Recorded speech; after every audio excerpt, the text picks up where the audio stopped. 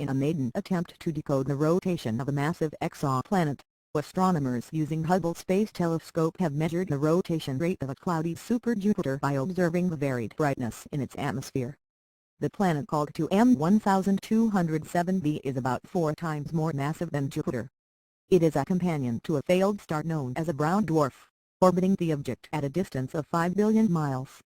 By contrast, Jupiter is approximately 500 million miles from the Sun. The brown dwarf is known as 2M1207.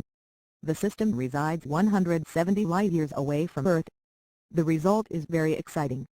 It gives us a unique technique to explore the atmospheres of exoplanets and to measure their rotation rates, said Daniel Fay from University of Arizona in Tucson. The researchers attribute the brightness variation to complex cloud patterns in the planet's atmosphere. The new Hubble measurements not only verify the presence of these clouds but also show that the cloud layers are patchy and colorless.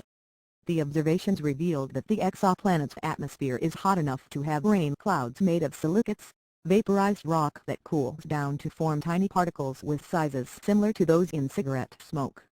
Deeper into the atmosphere, iron droplets are forming and falling like rain, eventually evaporating as they enter the lower levels of the atmosphere.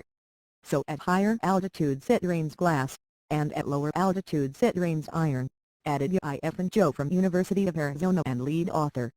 The super-Jupiter is so hot that it appears brightest in infrared light. The planet is hot because it is only about 10 million years old and is still contracting and cooling.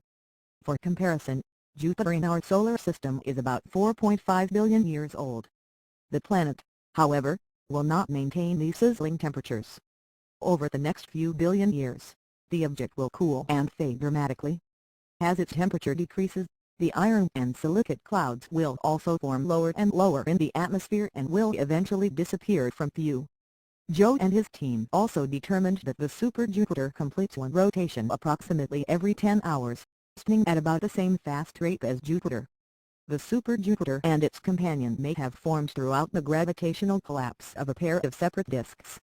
Our study demonstrates that Hubble and its successor, NASA's James Webb Space Telescope, will be able to derive cloud maps for exoplanets, based on the light we receive from them, the PI noted in the paper appeared in the Astrophysical Journal.